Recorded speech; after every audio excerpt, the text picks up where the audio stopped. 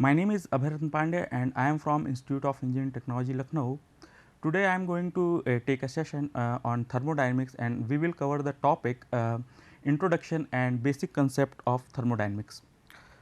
The objective of this session is to introduce you to some of the fundamental processes, concept and definition that are used in study of thermodynamics. These are the contents we are going to cover in this session.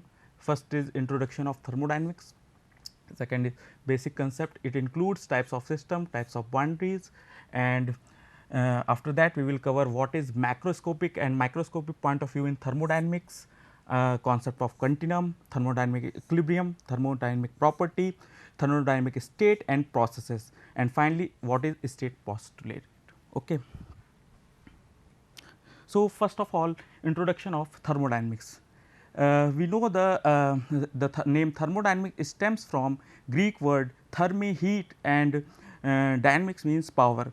The term developed as in earlier time it is more focused on that we the generation of power is done from the heat, but in today the same name is broadly interpreted to include all aspect of energy and energy transformations, including power generation, refrigeration and relationship among the properties of matter.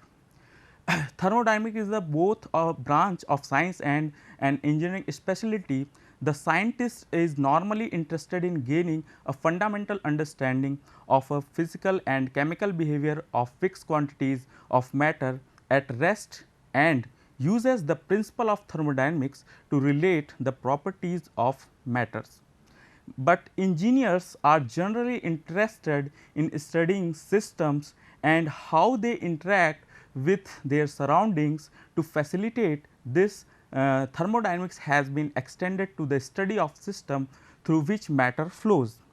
And in both of the cases, in the case of scientists or in the case of engineers, both study about interaction of energy and its behavior on the property of the system. So, thermodynamics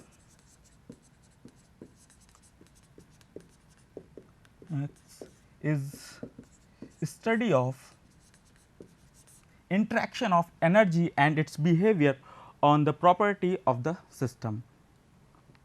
The term thermodynamics was first used in the publication by Lord Kelvin in 1849, and the first thermodynamics textbook was written in 1859 by William Rankine, a professor of the University of Glasgow. That are additional information. Now, first we will look at what is basic concept. Okay. The system is whatever we want to study. Okay. A system can be simple or it may be complex, but what is actually a system? The key initial step of in any engineering analysis is to describe precisely what is being studied.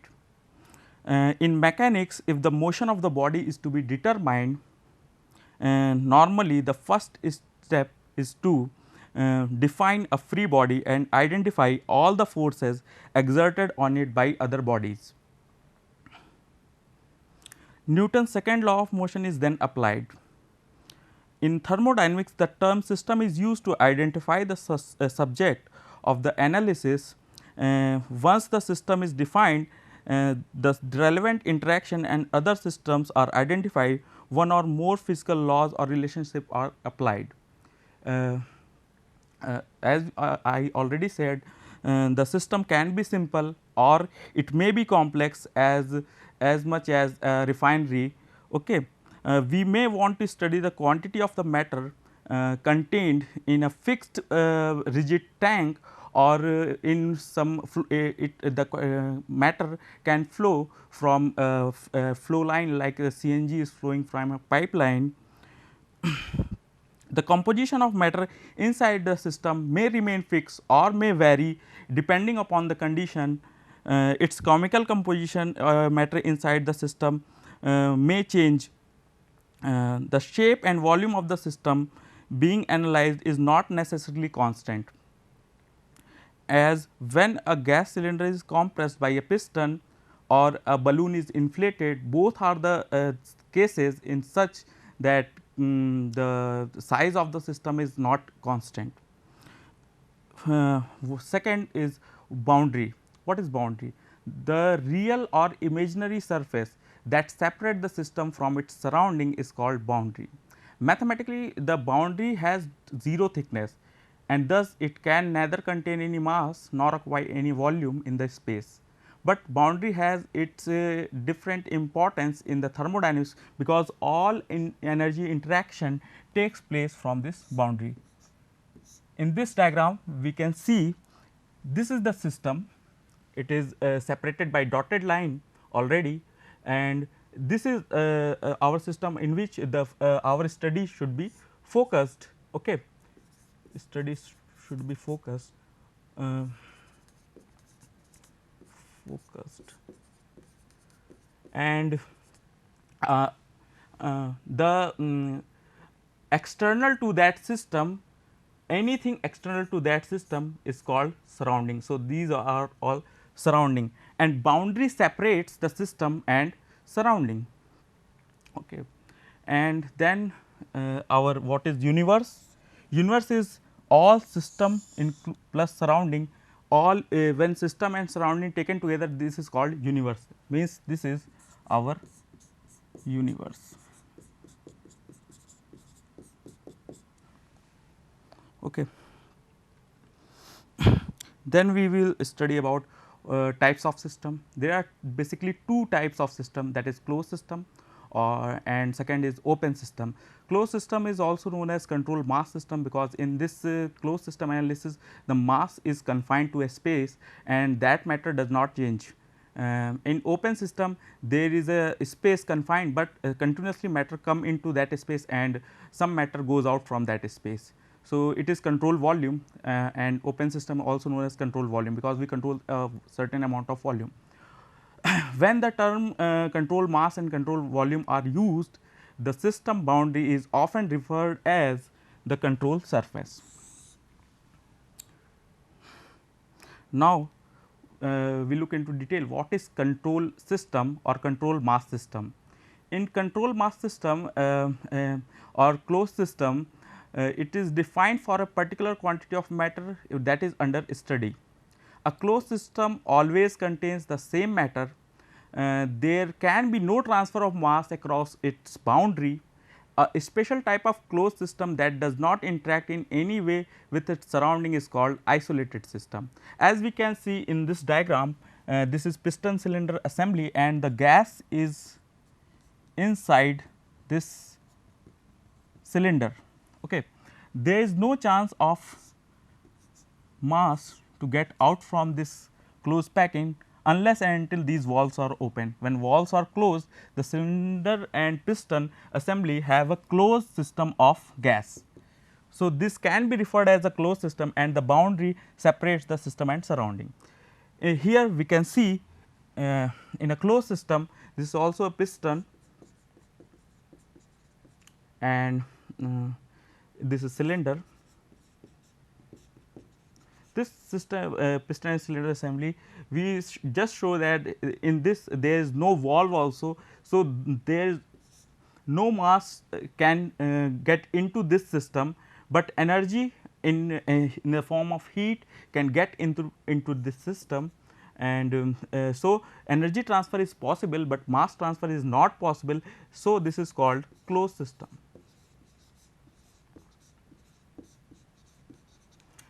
But if somehow we insulate this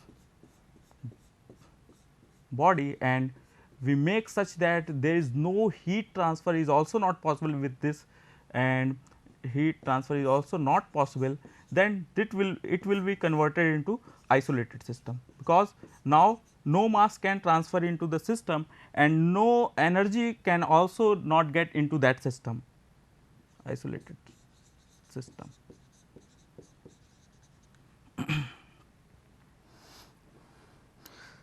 Second, open system.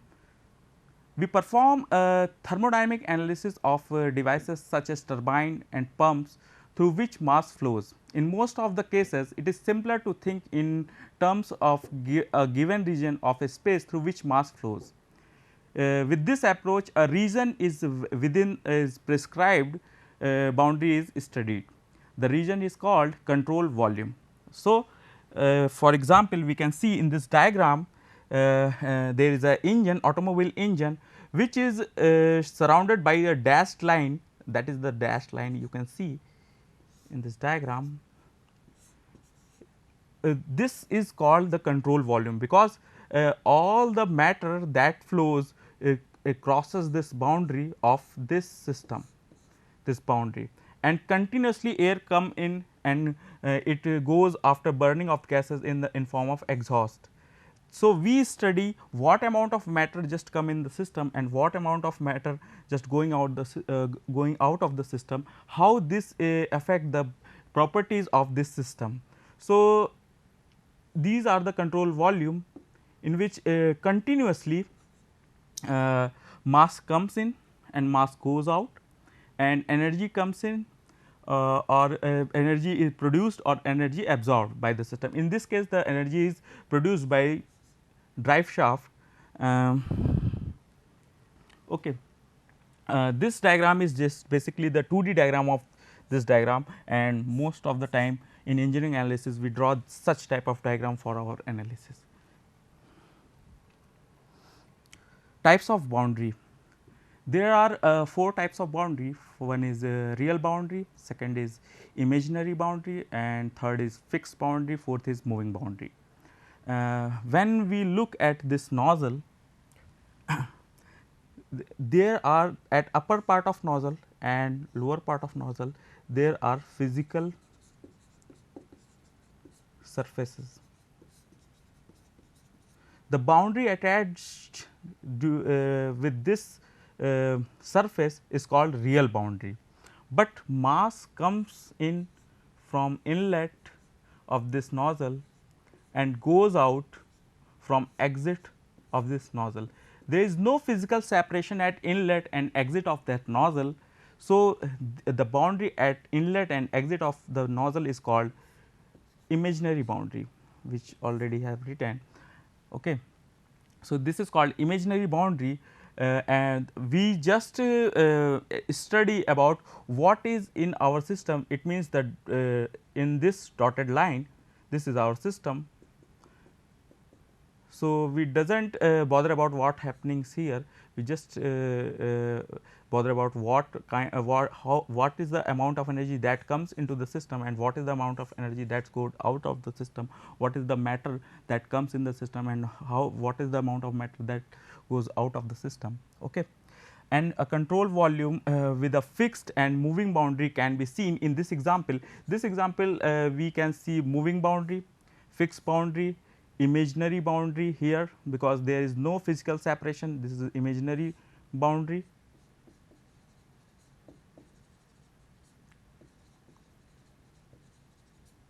and here there is a physical separation. So, this is real boundary. So, this example you can see all types of boundary is present in the piston cylinder assembly, and in which mass flow is allowed. Okay. In the closed system with a moving boundary, we can see if mass is not entering, then again we can get the moving boundary also, because after heating some the gas inside this system, the gas will expand and here the boundary will be movable boundary. So, movable boundary can be identified in our closed system also. So, there are 4 type of boundary: real boundary, imaginary boundary, fixed boundary and moving boundary.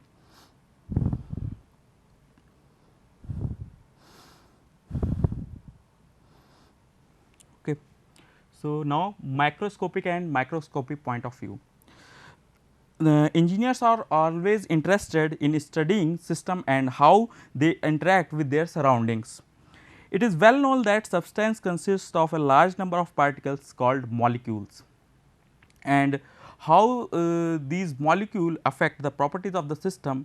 The momentum transfer of this molecule on the container walls just express the define the pressure of the system.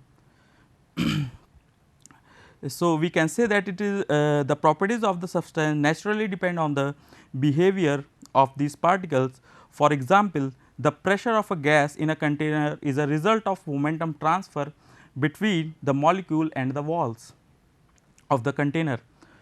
However, one does not need to know the behavior of gas particles to determine the pressure of the container. It would be sufficient to attach the pressure gauge at the container, and we can get the property that is called pressure with the help of pressure gauge. So, system can be studied from a macroscopic and microscopic point of view. The macroscopic approach to thermodynamics is concerned with gross or overall behavior change. This is sometimes called classical thermodynamics. In our study in this lecture or in this course, we are more concerned about the macroscopic of the study that does not require the knowledge or behavior of the individual particle. Okay. It provides a direct and easy way of solving engineering problems. The more elaborate approach based on average behavior of large group of individual particle is called statistical thermodynamics, but that statistical thermodynamics we are not going to use that approach for our study of this course. We will limit ourselves up to macroscopic approach only. So, classical thermodynamics is also known as macroscopic approach,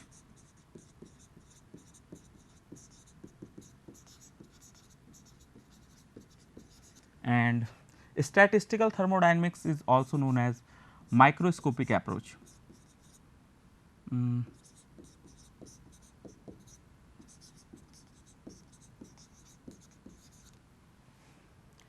In macroscopic approach, we do not bother about what happening in the molecule at molecular level, in the system at molecular level.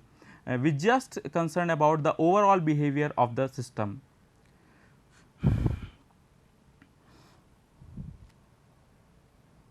Then concept of continuum. Matter is made up of atoms that are widely spaced in a gas phase, yet it is very convenient to disregard the atomic nature of the substance and view it as a continuous homogeneous matter with no holes, that is called continuum. The continuum idealization allows us to treat properties as point function and to assume the property vary continuously in the space with no jump discontinuities. Here I have taken one example such that oxygen at atmospheric condition, the diameter of oxygen molecule is around 3 into 10 to the power minus 8 meter, and its mass is around 5.3 into 10 to the power minus 26 kg.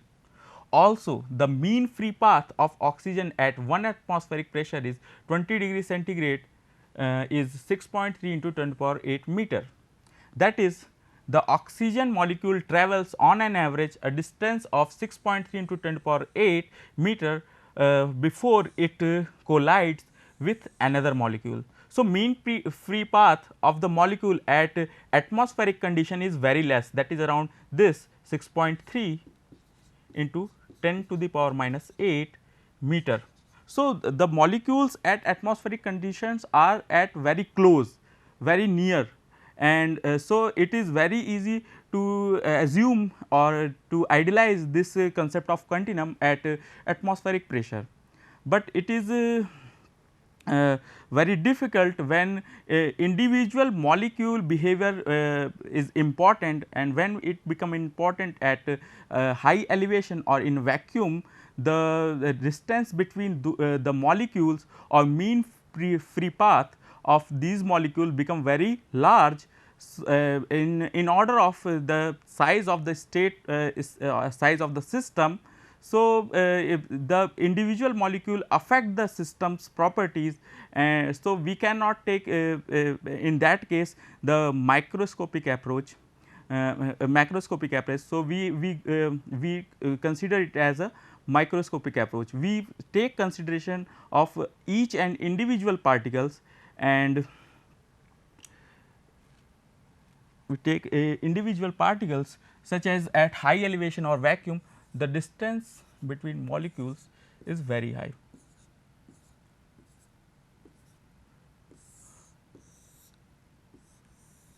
So, behavior of each of the molecule become important in high elevation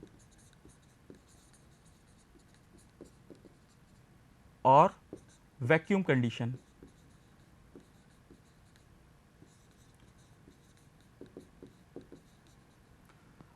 But at atmospheric condition, whether our system is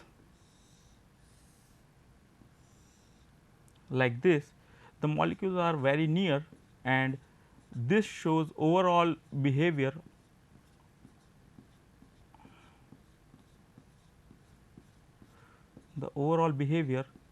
of the system can be determined by all the molecules, and mean free path of each molecule is very small in compared to the characteristic length, that is diameter of this molecule.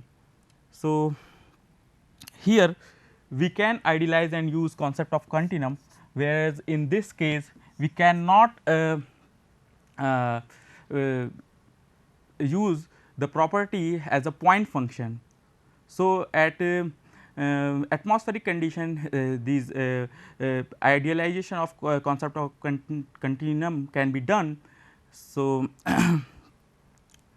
this is all about concept of continuum. Then thermodynamic equilibrium. There are many type of equilibrium, and the system is not in equilibrium unless the condition of all relevant type of equilibrium are satisfied.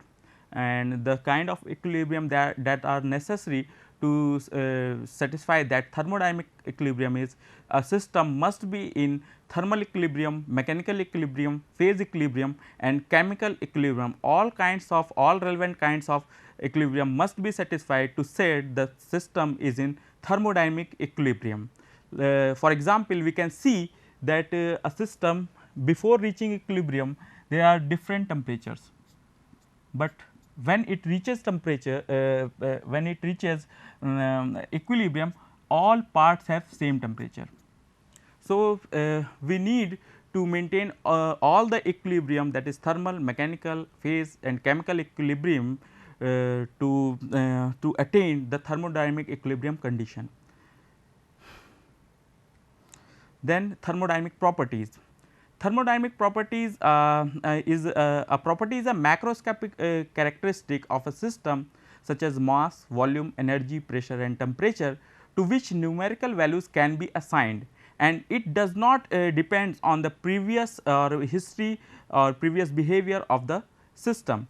Suppose there is a state 1, suppose there is a state 1 and there is a state 2. From state 1 to state 2 we can assign property any value, but when the system moves from state 1 to state 2 through any path, and when it came back through this path, the value assigned at point 1 should not change. If the value of 1 changes, then it cannot be a property. Okay. Then if it can be understood in another way, that we can assign a value at state 1 and assign at value at state 2. If the path is changed and the assigned value is also changed because of path,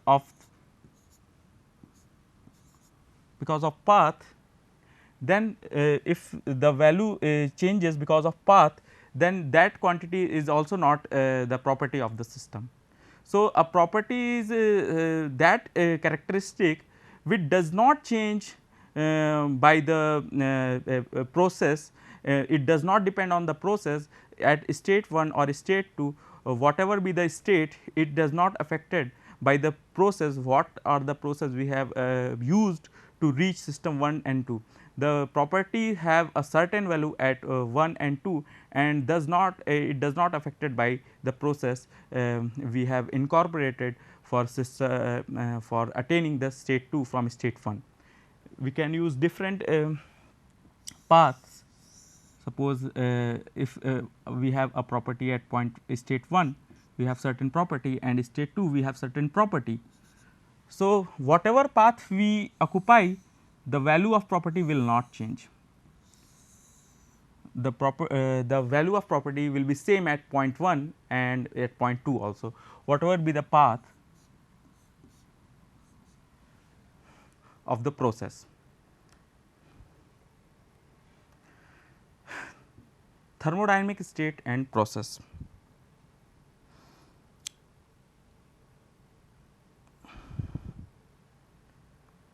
Consider a system is not undergoing any change. At this point, all the properties can be measured and calculated throughout the entire system, which give us a set of properties that completely describe the condition or the state. The system at a given state, all the properties of a system have a fixed value. If the value of even one property changes, the system will change to a different one. When any of the properties of a system changes, the state changes and the system is set to undergo a process. The process is a transformation from one state to another. If a closed system exhibits the same value of its properties and two different times, it is the same state, it is said to be at same state at these times. For example, we can see in this diagram, this is state 1 and this is state 2. One property volume is changed and the whole state is going to change.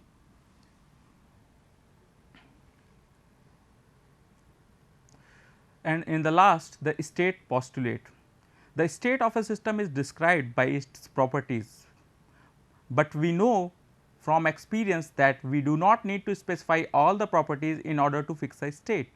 Once a sufficient number of properties are specified, the rest of the properties assume certain values automatically. That is, specifying a certain number of properties is sufficient to fix a state.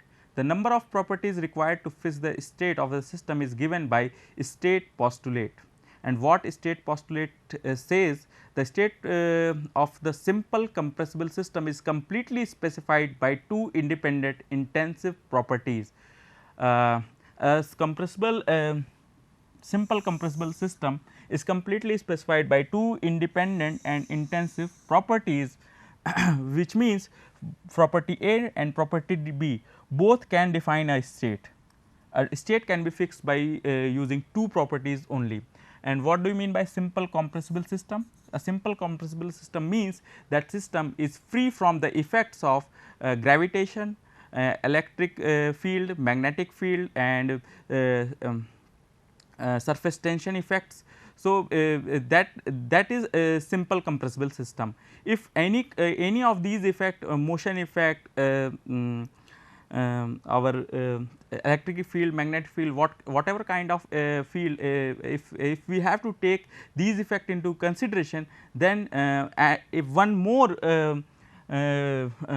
criteria or property we need to set or fix the state of the system. Suppose we are going to take into consideration the gravitation, then another property Z should be included in our analysis. So, this is all for today, and these are the references I have used for this PPT, and thank you.